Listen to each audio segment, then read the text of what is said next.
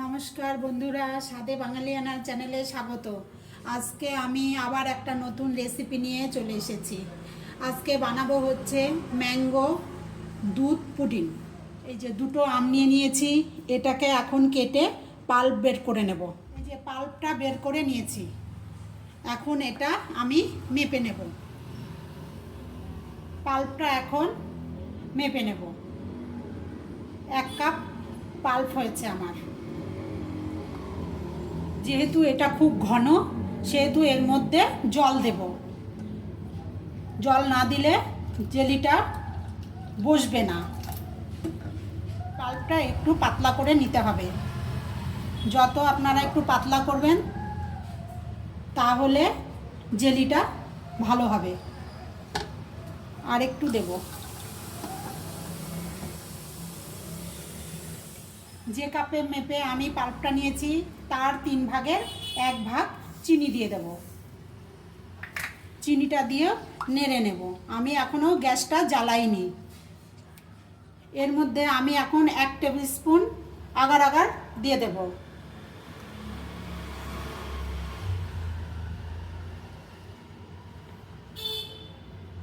Agar আগারটা দিয়েও ভালো করে মিশিয়ে নেব। যদি গরমে দিতাম তাহলে মিশতো না, এটা ঠান্ডাতেই মিশাতে হবে। ভালো করে এটা মিশিয়ে নিয়ে তারপরে আমি গ্যাসটা জ্বালাবো।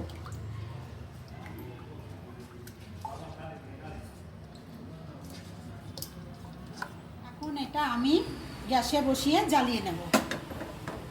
গ্যাসটা অন করলাম। এটা কন্টিনিউ নাড়তে হবে, না নাড়লে নিচে লেগে ধরবে।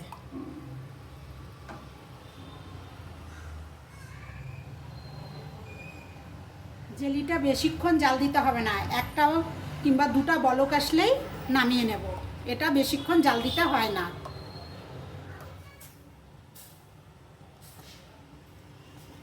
এই যে এটা এখন আমার হয়ে গেছে। এখন এটা আমি নামিয়ে নেব, কেননা এটা বেশিক্ষণ জাল দিতে হয় না।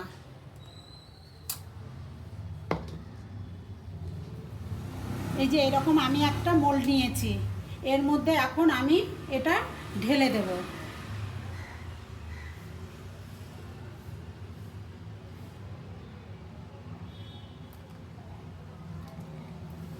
এটা এখন আমি বাইরে একটু ঠান্ডা হতে মিনিট 5 রাখবো, তারপরে আমি নর্মাল ফ্রিজে ঢুকিয়ে দেব। নর্মাল ফ্রিজে রাখার পরে এই জেলিটা যখন জমে যাবে, তারপরে আমি পুডিংটা বানাবো।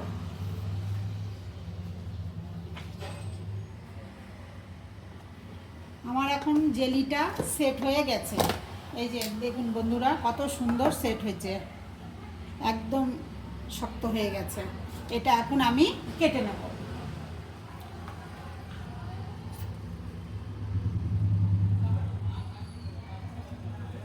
এটা ছোট ছোট পিস পিস করে কেটে নেব।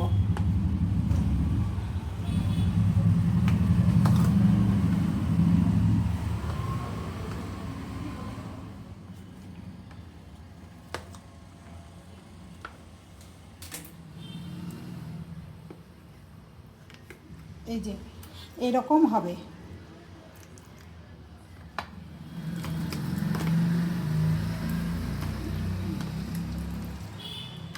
এই যে কিউবগুলা এরকম হবে। এই যে এরকম একদম শক্ত শক্ত। পাত্রে পুডিংটা সেট করব, সেই পাত্রে ঢেলে নেব। এটা আমাকে আগের থেকেই করে রাখতে হবে, কেননা দুধটা জাল দেওয়ার পরে সঙ্গে সঙ্গেই ঢেলে দিতে হবে। ওই জন্য এটা রেডি করে রেখে তারপরে দুধটা বসাবো। এই দেখুন বন্ধুরা, কত সুন্দর হয়েছে। আমি মেজারিং কাপের 3 কাপ দুধ নেব।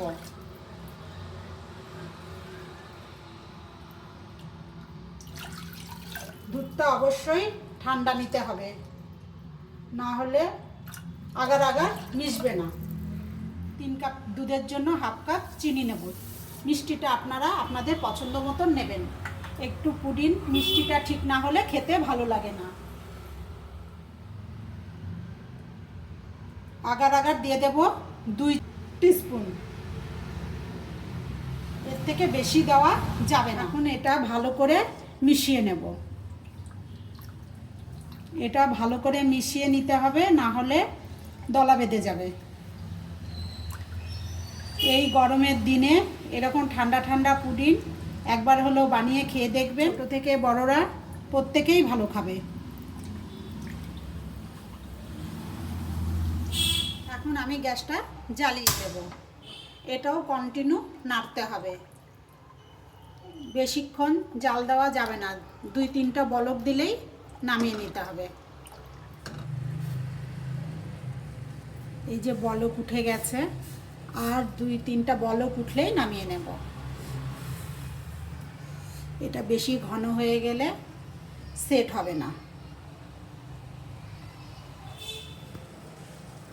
এটা 2-3 মিনিট লাগে, তার বেশি জাল দিতে হয় না। এই যে এখন আমি অফ করে দেব, গ্যাসটা অফ করে দিলাম। এটা খুব ঠান্ডা করতে হবে না, হালকা একটু ঠান্ডা করে এটা ঢেলে দিতে হবে এই জেলিটার মধ্যে।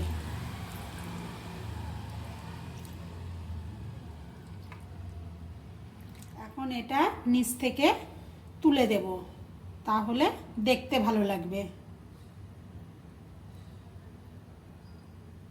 এটা ফ্রিজে রেখে খেলে ভীষণ ভালো লাগে, সবাই খুব ভালোবাসবে। আমের সিজন এখন আম প্রচুর, এই সময় বানিয়ে খাবেন।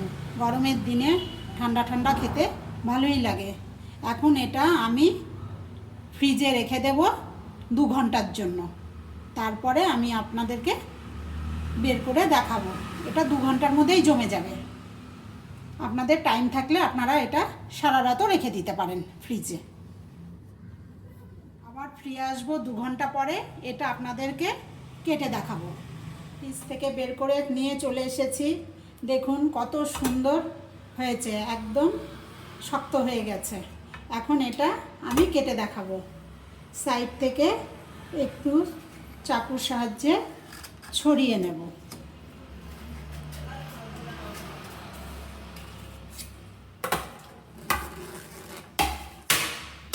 এটা একটু ট্যাপ করে দিলেই উঠে যাবে। যে দেখুন বন্ধুরা, দেখতে কত সুন্দর হয়েছে।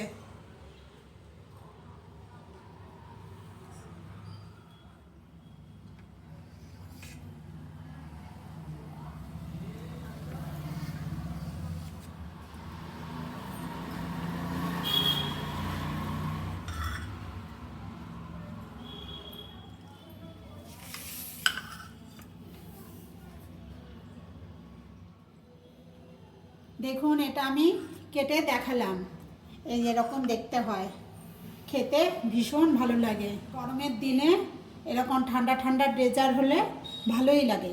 প্রথম থেকে শেষ অবধি দেখার জন্য বন্ধুরা অনেক ধন্যবাদ। লাইক, শেয়ার, কমেন্ট করতে ভুলবেন না। আবার ফিরে আসবো নতুন কোনো রেসিপি নিয়ে।